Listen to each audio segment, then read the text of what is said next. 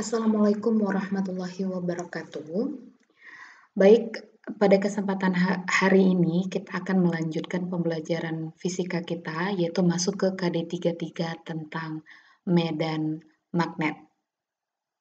Nah, pada hari ini kita akan mempelajari medan magnet yang ditimbulkan oleh. Nah, sebelum kita masuk ke materinya, kita pahami dulu apa itu medan magnet.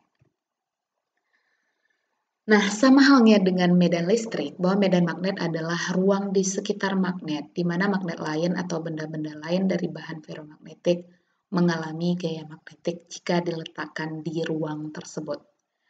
Jenis-jenis bahan ada 3, ada ferromagnetik, paramagnetik, dan diamagnetik. Nah, bahan ferromagnetik ini adalah bahan yang ditarik kuat oleh magnet. Paramagnetik bahan yang ditarik lemah, sedangkan diamagnetik adalah bahan yang tidak dapat ditarik atau yang menolak magnet. Nah, pada pembelajaran listrik kita tahu bahwa medan listrik adalah daerah di sekitar suatu muatan yang mengalami gaya tarik. Jika kita letakkan muatan lain di daerah tersebut, jika muatan itu mengalami gaya tarik atau gaya tolak, artinya dia berada di dalam medan magnet. Nah, untuk medan listrik kita hanya butuh satu muatan. Kita butuh satu muatan, apakah itu muatan positif atau muatan negatif. Hanya ada satu muatan sudah bisa tercipta suatu medan listrik. Akan tetapi untuk medan magnet tidak bisa apabila hanya ada satu kutub, karena magnet tidak ada yang mempunyai hanya satu kutub. Suatu magnet pasti memiliki dua kutub, yaitu kutub utara dan kutub selatan. Nah, medan magnet itu mengarah dari kutub utara dan berakhir di kutub selatan. Garis-garis gaya atau garis medan yang menghubungkan kutub utara dan kutub selatan ini tidak pernah berpotongan. Itu syarat yang pertama. Nah, yang kedua, garis gaya magnetik selalu keluar dari kutub utara dan menuju kutub selatan. Ya, jadi ingat, untuk medan listrik bisa dihasilkan oleh satu muatan namanya monopol, sedangkan untuk medan magnet itu dihasilkan oleh dua kutub atau yang disebut dengan dipol. Nah, misalnya muncul pertanyaan, di sini kan ada dua kutub, yaitu kutub utara dan kutub selatan. Bagaimana kalau kita potong magnetnya? Apakah kita bisa memisahkan kutub utara dan kutub selatan? Artinya masing-masing bagian akan terpisah atau akan terbentuk menjadi magnet-magnet yang hanya memiliki satu kutub. Nah, jawabannya adalah tidak. Meskipun misalnya di bagian sini kita potong magnetnya, maka bagian yang semula kutub utara tetap menjadi kutub utara, sedangkan bagian lainnya yang sudah dipotong itu akan membentuk kutub selatan. Jadi, magnet ini tidak ada yang hanya memiliki satu kutub. Setiap magnet itu pasti memiliki dua kutub. Meskipun kita potong magnetnya menjadi banyak bagian, maka setiap magnet akan memiliki kutub utara dan kutub selatan. Nah, kemudian tempat yang garis gaya magnetiknya rapat menunjukkan kuat medan yang kuat, sebaliknya yang renggang menunjukkan kuat medan magnetiknya lemah. Nah, berarti gaya tarik atau gaya tolak terbesar itu berada di kutubnya, karena bagian-bagian kutub memiliki garis gaya magnetik yang rapat. Nah, sama halnya dengan muatan yang sama kan akan tolak-menolak. Kalau pada magnet itu kutub yang sama akan tolak-menolak, sedangkan kutub yang berlawanan akan saling tarik-menarik. Nah, kita sudah tahu bahwa medan magnet adalah daerah atau ruang di sekitar magnet yang mengalami gaya magnet. Artinya ketika benda diletakkan di ruang tersebut, benda tersebut akan tertarik oleh magnetnya, dinamakan benda tersebut berada di medan magnet. Nah, apakah hanya daerah yang berada di sekitar magnet saja yang bisa mengalami gaya magnet? Nah, jawabannya adalah tidak. Tapi sebelum kita masuk dengan bagaimana syarat yang bisa dipenuhi agar suatu benda berada di medan magnet, kita harus paham dulu bahwa kita berada atau kita tinggal di permukaan magnet raksasa yang disebut dengan magnet bumi. Jadi magnet bumi itu punya dua kutub, kutub utara dan kutub selatan, di mana kutub utara bumi mengarah ke kutub selatan geografis bumi, sedangkan kutub selatan magnet bumi itu mengarah ke kutub utara geografis bumi, jadi terbalik. Nah, mungkin kita bertanya apa gunanya medan magnet. Jadi bumi itu punya medan magnet yang paling kuat di kutub-kutubnya. Nah, jadi medan magnet yang dimiliki bumi itu gunanya untuk menangkal atau menolak partikel-partikel berbahaya yang dipancarkan oleh matahari. Nah, kemudian adanya medan magnet bumi itu bisa kita lihat buktinya pada penampakan aurora. Nah, kenapa aurora hanya bisa kita lihat di kutub utara dan di kutub-kutub bumi? Nah, itu karena di bagian kutub itu memiliki medan magnet yang paling kuat sehingga partikel-partikel dari matahari itu tertangkap sangat kuat di kutub-kutub bumi. Nah, faktor penyebab medan magnet itu ada dua. Yang pertama daerah di sekitar magnet, yang kedua daerah di sekitar kawat konduktor yang dialiri arus listrik. Nah, ketika suatu kawat konduktor dialiri arus listrik, maka di sekitar kawat tersebut akan ada medan magnet.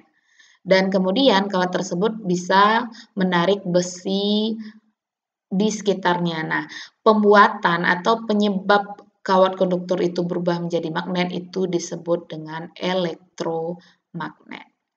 Nah, sama halnya dengan medan listrik, medan magnet ini juga merupakan suatu besaran vektor, artinya punya nilai dan juga punya arah. Nah, untuk mengetahui kemana arah medan magnet itu tidak sesederhana medan listrik. Kalau medan listrik kita tahu bahwa medan listrik selalu mengarah ke kutub negatif dan keluar dari kutub positif. Itu pasti. Nah, sedangkan untuk medan magnet itu tergantung posisi yang kita tinjau. Jika posisinya beda, maka arah medan magnetnya juga akan berbeda. Nah, untuk kawat yang dialiri arus listrik artinya ada pergerakan muatan. Jadi, setiap muatan yang bergerak akan menghasilkan medan magnet di sekitarnya. Nah, untuk aturan tangan kanan yang menunjukkan arah medan magnet, ibu jari itu mengarah ke arus.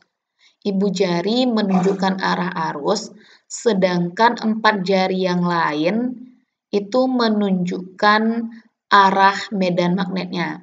Nah, 4 jari ini kita kepalkan, artinya nantinya akan membentuk seperti lingkaran. Nah, lingkaran di sini apakah artinya medan magnet arahnya memutar. Nah, jadi arah medan magnet di sini itu tergantung posisi yang kita tinjau. Jadi ketika kita ingin melihat arah medan magnet di suatu tempat, tangannya tidak usah dikepalkan. Kenapa? Karena kepalan itu hanya menunjukkan arah medan magnet di setiap titik.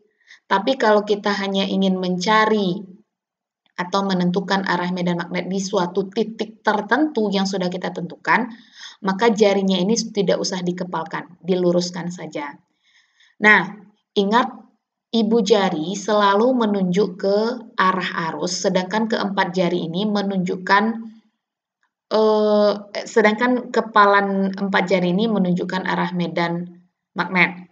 Nah, untuk menentukan medan magnet di suatu titik, kita ada dua aturan, yaitu aturannya silang dan titik. Silang itu menyatakan arah medan magnet masuk bidang kertas, sedangkan lingkaran atau titik itu menunjukkan bahwa medan magnetnya keluar dari bidang kertas. Nah, misalnya kita ingin mengetahui arah medan magnet di sebelah kiri, yang Ibu tunjuk ini.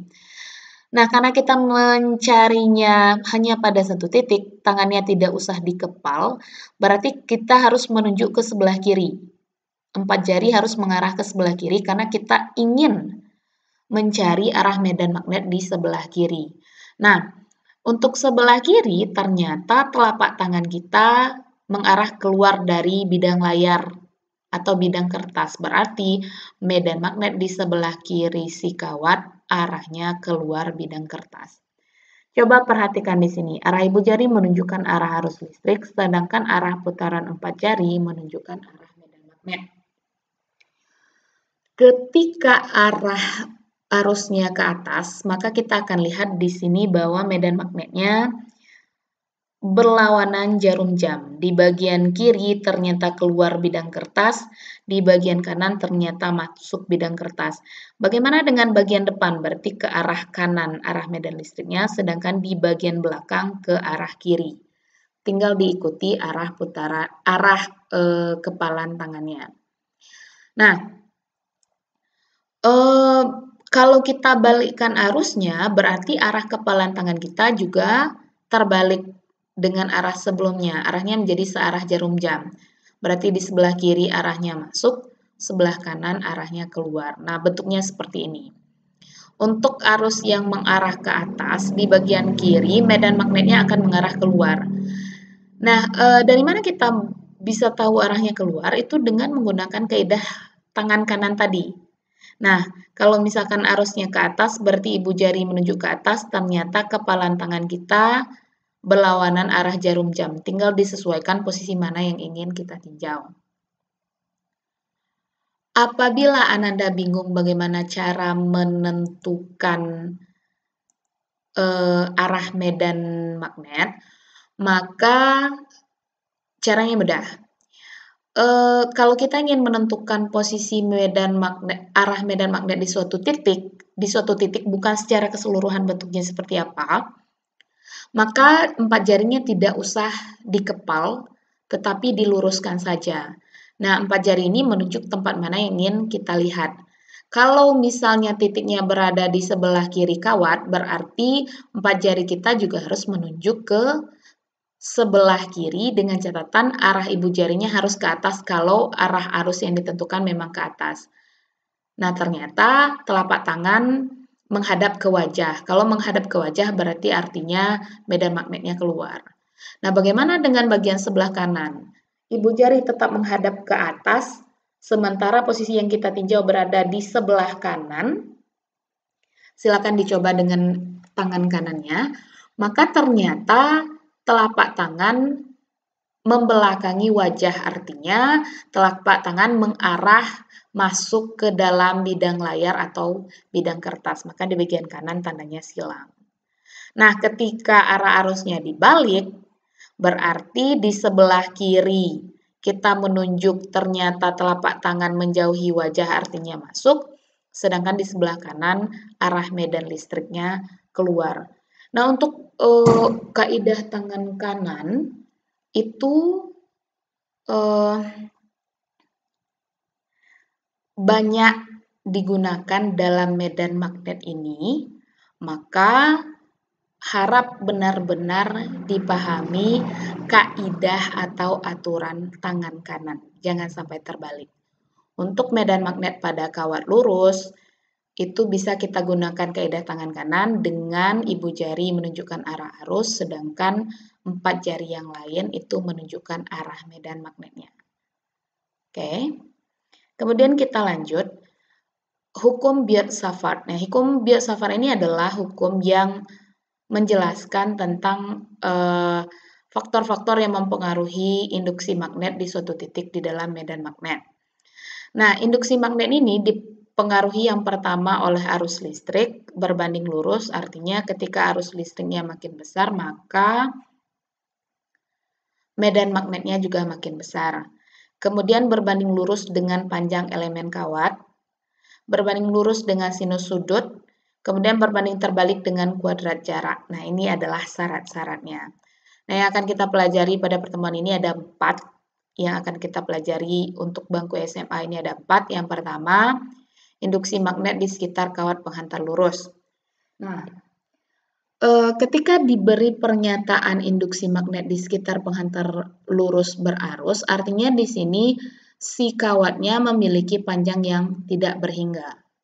Oke. Nah, jadi medan magnet untuk kawat penghantar lurus berarus bisa kita tentukan dengan menggunakan rumus B mu 0 I per 2 VA, di mana I di sini adalah arus, sedangkan A itu adalah jarak tegak lurus dari titik P ke kawatnya. Nah, jika terdapat sejumlah lilitan pada kawat penghantarnya, maka medan magnetnya juga akan semakin besar. Bisa kita tentukan dengan mu 0 I N per 2 VA. Mu 0 di sini adalah permeabilitas ruang hampa yang nilainya sebesar 4pi dikali 10 pangkat minus 7 Tesla meter per ampere. Oke, kita lanjut. Nah, induksi magnet di pusat kawat penghantar berarus berbentuk lingkaran. Artinya induksi magnetnya di bagian yang Ibu tunjuk di sini. Nah, kalau tadi kita menggunakan kaidah tangan kanan untuk kawat lurus berarus, di mana ibu jari menunjukkan arus, sedangkan kepala tangan itu menunjukkan medan magnet. Untuk kawat melingkar itu lawannya atau kebalikannya. Nah, untuk kawat melingkar, kepala jari menunjukkan arah arus listrik, sedangkan ibu jari menunjukkan arah medan magnet. Arah medan magnet di pusat lingkarannya. Jadi ketika arusnya berlawanan jarum jam, maka medan magnetnya ke atas. Bisa kita lihat di sini yang lebih jelas gambarnya. Ketika arusnya berlawanan jarum jam, maka medan magnet di pusatnya ini arahnya ke atas. Berarti ketika arah arusnya searah jarum jam, maka arah medan magnetnya mengarah ke bawah. Itu menggunakan kaidah tangan kanan. Nah, untuk kawat penghantar berarus berbentuk lingkaran, di pusatnya kita bisa menentukan medan magnetnya dengan menggunakan rumus mu 0 I per 2R. Nah, R di sini adalah jari-jari si kawat melingkarnya. Nah, bagaimana kalau kawatnya terdiri dari banyak lilitan? Maka medan magnetnya juga akan semakin besar. Kita bisa mendapatkan medan magnetnya dengan menggunakan rumus mu 0 I N per 2R, di mana N ini adalah jumlah lilitan. Artinya di sini banyak lilitan, maka total muatan di pusatnya merupakan akumulasi atau jumlah dari tiap-tiap kawat penghantar berbentuk lingkarannya. Nah, yang ketiga, induksi magnet pada toroida. Nah, toroida ini adalah kawat berarus yang dililitkan pada suatu inti, ya. Nah, jadi misalnya di sini ada inti yang terbuat dari besi, misalnya kemudian kita lilitkan kawat berarus. Nah, jadi di dalam inti tersebut akan ada medan magnet. Nah, medan magnetnya bisa kita cari dengan menggunakan rumus mu 0 N I per 2 VR. Nah, mungkin akan ada pertanyaan, ini sama dengan kawat lurus. Nah, untuk kawat lurus di sini adalah 2 VA, di mana A ini adalah jarak titik ke kawat berarusnya. Sedangkan untuk toroida simbolnya adalah R bukan A. Nah, R di sini adalah jari-jari efektif, itu jari-jari yang posisinya berada di dalam toroidanya. Nah, bagaimana cara kita menentukan jari-jari efektif? Jari-jari efektif itu merupakan setengah dari jumlah jari-jari dalam ditambah jari-jari luar. Nah, contohnya begini.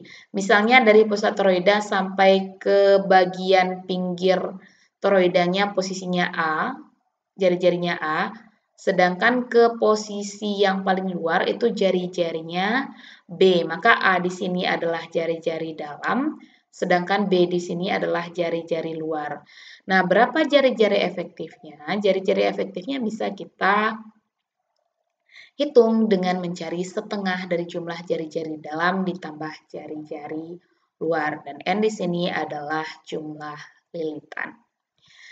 Nah, kemudian induksi magnet pada solenoida. Nah, solenoida ini adalah kumparan yang dipanjangkan. Artinya, kita membuat suatu kumparan yang banyak, kemudian kita renggangkan kira-kira membentuk seperti pegas. Itu namanya solenoida, kemudian dialiri arus listrik. Untuk arah medan magnetnya, untuk solenoida sama dengan kawat melingkar, di mana kepalan jari itu menunjukkan arah arusnya, sedangkan ibu jari itu menunjukkan kutub utara. Nah, contohnya begini. Di sini di bagian depan ternyata arusnya naik, berarti tangan kita arahkan ke atas, kemudian dikepalkan. Misalnya sekarang pegang pensilnya atau pena, kemudian kepalkan dengan arah jari-jari mengarah ke atas. Nah, berarti kan ibu jarinya mengarah ke kiri. Nah, arah ke kiri itu merupakan arah kutub utara. Bagaimana kalau misalkan arah arusnya naik ke atas tapi di bagian belakang? Berarti arah 4 ibu jari kita juga harus dimulai dari belakang pena. Misalnya sekarang pegang pena, untuk yang arah arusnya mengalir dari depan, maka jari-jari kita juga mengarah ke atas genggamannya, sedangkan kalau arah arusnya misalnya dari belakang naiknya, maka jari-jari kita juga mengarah ke atas namun telapak tangannya menghadap wajah. Kalau misalkan arusnya naik di bagian depan, maka telapak tangannya membelakangi wajah. Tempat yang ditunjuk oleh ibu jari itu merupakan kutub utara. Oke. Nah, untuk mencari induksi magnet di pusat solenoida, ada 2 buah bagian yang ditunjukkan, yaitu pusat solenoida, ini pusatnya, kemudian ada di bagian ujung. Nah, di bagian ujung ini. Nah, induksi magnet itu yang paling kuat adalah di pusatnya. Nah, besarnya mu0N dikali I per L. N di sini adalah jumlah lilitan, sedangkan L adalah panjang solenoida. Nah, untuk medan magnet di ujung solenoida itu besarnya lebih kecil atau lebih lemah dibandingkan medan magnet di tengah-tengah solenoida. Nah, untuk medan magnet di ujung solenoida besarnya sebesar mu0N I per 2L. Nah, mungkin itu saja yang kita pelajari pada hari ini. Jika ada hal yang kurang paham, tolong ditanyakan. Nah, Ibu benar-benar menginginkan Ananda semuanya paham kaidah tangan kanan. Apabila masih ragu dengan kaidah tangan kanan, jangan segan-segan bertanya. Silahkan dicatat materinya dan dipahami. Jika tidak paham, tolong bertanya. Mungkin hanya itu saja pembelajaran kita pada hari ini. Terima kasih atas perhatiannya. Assalamualaikum warahmatullahi wabarakatuh.